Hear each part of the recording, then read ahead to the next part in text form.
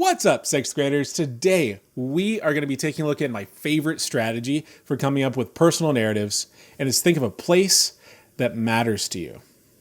And this one is unique because we don't just think about it, we get to draw about it. Let's go.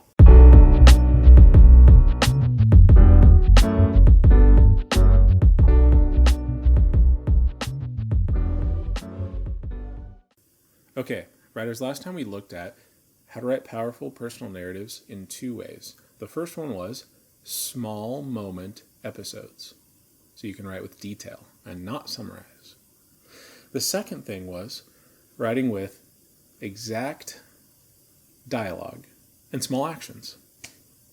Sometimes I get those two confused, exact and small. Basically, both of them need to be exactly how we mean them to be. So, small actions, exact dialogue. With that in mind, the strategy that we're going to add today to our writer's notebook is that authors, including you, think of a place that they've spent a lot of their time. And not only do they think of it and fill themselves up with those stories, but they sketch out a map. Let's look at that right now.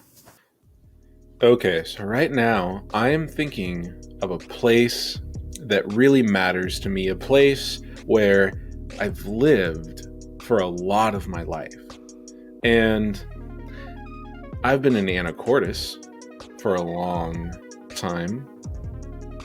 I also lived in Bellingham for a long time when I went to college.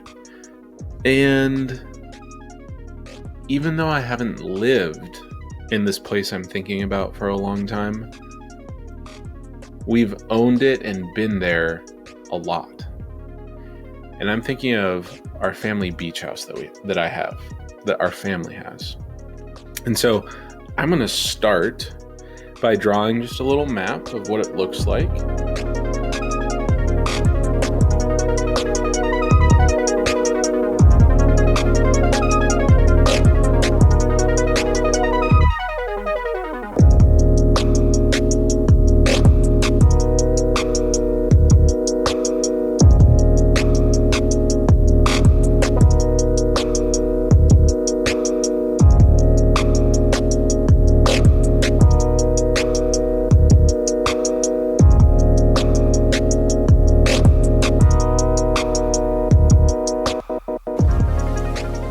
And I'm doing that because when I see that name and when I hear that, when I see the name and I see the picture, I'm definitely going to remember what story it is that I'm talking about.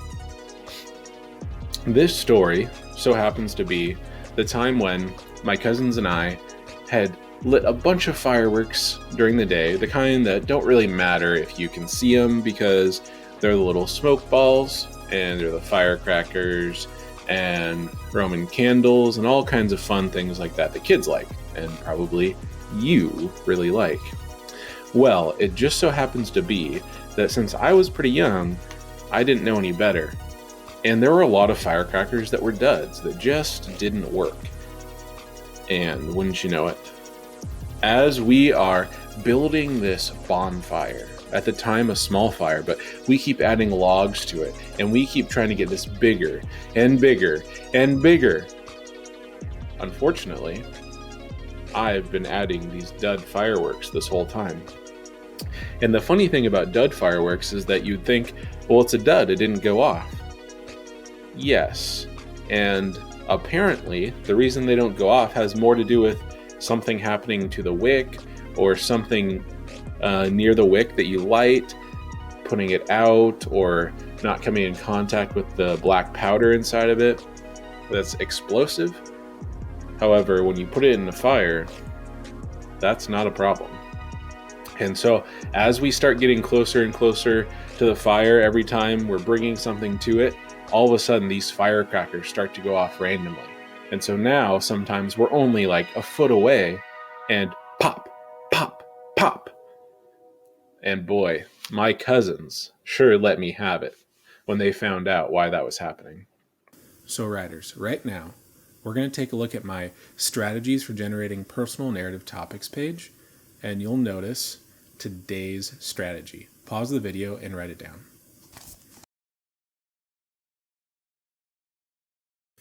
Now, we are ready. We are ready, just like my map burst out of me onto paper. And I bet you're ready to do the same. Right now, I'm giving you 30 minutes. So you're going to want to set a timer for 30 minutes. During that time, you need to accomplish two things. You need to make your story map. Also, you need to choose one of the story ideas from that map to write as a personal narrative. Our goal is to get to one full page of writing before the next time I see you. Now, when those 30 minutes are up, be prepared, because I'm going to have you do a specific kind of share with the class. Pause the video now, and we'll see you in 30 minutes. Here we are, class, at the end of our time together, ready for a share. I'm going to leave you with just a little idea of what our share could look like, knowing that our ideas are not quite finished, knowing that even after I finish with our video today, and you do, you still have some more work to do. So, here we go.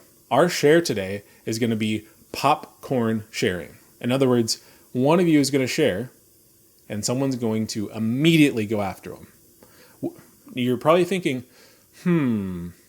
that's not that hard. Like, we'll just have an order. We'll go boom, boom, boom, boom. But that's not how popcorn works. When a popcorn kernel is sitting in the bottom of the kettle, it's not whispering to his neighbors, hey, are you going to go next? Hey, are you going to go next? Hey, are you going to go next? No. The popcorn kernel waits. It bides its time. And it goes, I'm ready right now. And it goes for it. So, as you're listening to the first person who's ready to popcorn out, fill yourself up with that story. Have those words right in front of you. And as soon as they let the last breath out, go for it. Now, obviously, we don't want to interrupt anyone, but we need to be ready. Like we're sprinters, ready for the gun to go off to start the race. Okay, class. So your share is about to happen, but I'm going to leave you with what you need to do for homework tonight, or rather, between now and the next time I see you. You need to decide, are you going to do one of these two things? One, add to one of the personal narratives you've already started. Or two, start a new one. If you start a new one, please go to a new page and add it to your table of contents. Okay, writers. It's been great seeing you today, and I can't wait to see you next time. Happy writing.